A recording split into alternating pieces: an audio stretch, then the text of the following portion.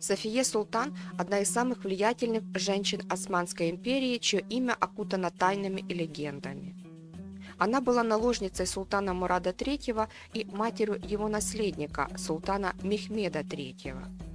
Ее путь от простой девушки до ключевой фигуры османского государства сопровождался борьбой за власть, дворцовыми интригами и дипломатическими достижениями.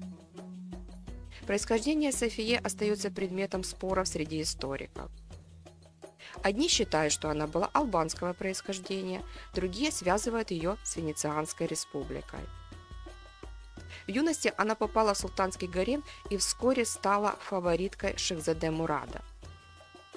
В гареме она стала главной наложницей и родила ему двоих дочерей и сына, будущего султана Мехмеда III. В 1574 году отец Мурада, султан Селим II, ушел из жизни при странных обстоятельствах. По основной версии, он поскользнулся в бане и сильно ударился головой о мраморный пол. На следующий день на рассвете он умер. Умная и хитрая Нурбану Султан вместе со своим зятем, великим визирем Мехмедом Соколу, спрятали тело Селима в ящик со льдом. Смерть султана нужно было держать в строгом секрете до прибытия из Манисы Мурада, который служил там губернатором. Мурад добрался до Стамбула через 12 дней после смерти отца и сразу же направился в тронный зал, где великий визирь Мехмед Соколу провозгласил его султаном. Ночью того же дня все братья Мурада были казнены по закону Фатиха. Самому старшему из них было всего 8 лет. София была не просто наложницей, она долгие годы оставалась единственной женщиной в жизни Мурада. Нурбану Султан имела сильное влияние на своего сына практически во всем, от гарема до политических решений. Однако с приходом Софии ее власть начала ослабевать. Нурбану считала, что София чрезмерно доминирует над Мурадом и препятствует появлению новых наложниц, что могло бы укрепить династию. Она даже обвиняла Софию в колдовстве, утверждая, что та околдовала султана, сделав его неспособным интересоваться другими девушками. Между женщинами разгорелся серьезный конфликт, информация о котором вышла за стены дворца и разлетелась по всему Стамбулу.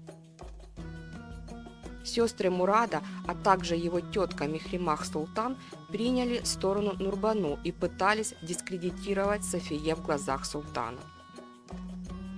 В конечном итоге женщинам султанской семьи удалось убедить падишаха не ограничиваться одним наследником от Софии, и к нему стали направлять новых наложниц.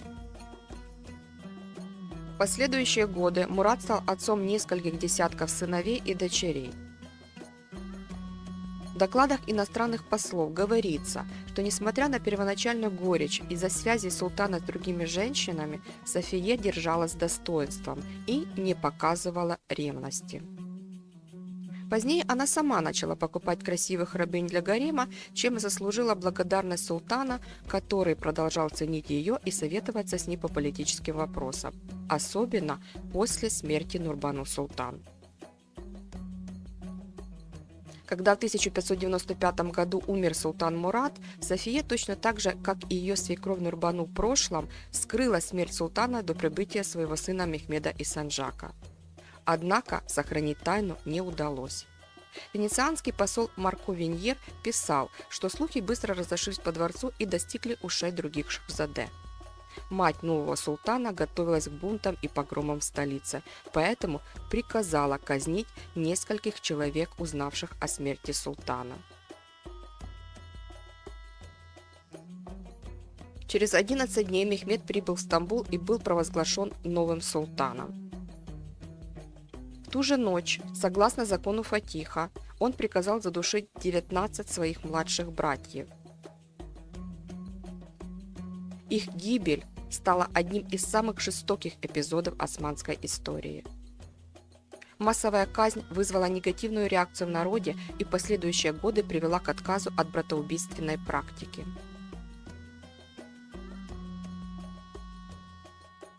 София получила титул Валиде Султан и фактически управляла государством, пользуясь слабохарактерностью сына.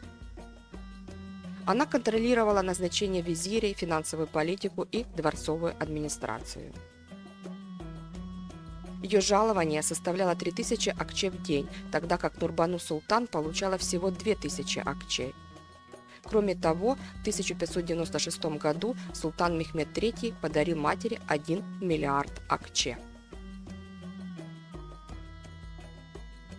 София приобрела влияние не только при дворе, но и в международной политике. Она вела переписку с королевой Англии Елизаветой I, получала от нее подарки и укрепляла дипломатические связи с Европой. Венецианские послы отмечали ее ум и дипломатический талант. Однако ее пристрастие к роскоши и взяточничество среди приближенных вызвали недовольство народа.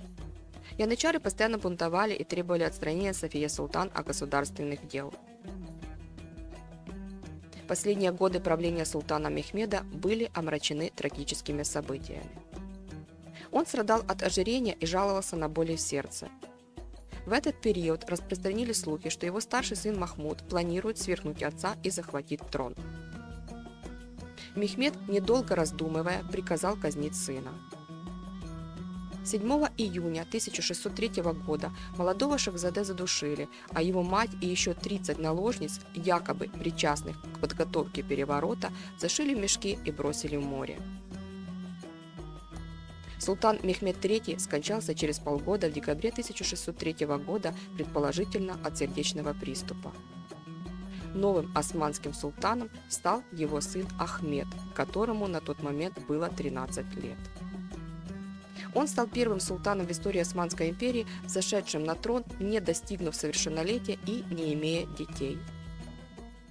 Не желая допустить влияния бабушки на свои решения, Ахмед отправил Софию Султан в Старый дворец, где она провела оставшиеся годы в уединении. София Султан оставила значительный след в истории Османской империи. Ее дипломатические усилия, строительство мечети Ени-Джами в Стамбуле и мастерство интриг сделали ее одной из самых влиятельных женщин своего времени. Несмотря на падение, ее эпоха навсегда осталась в памяти истории.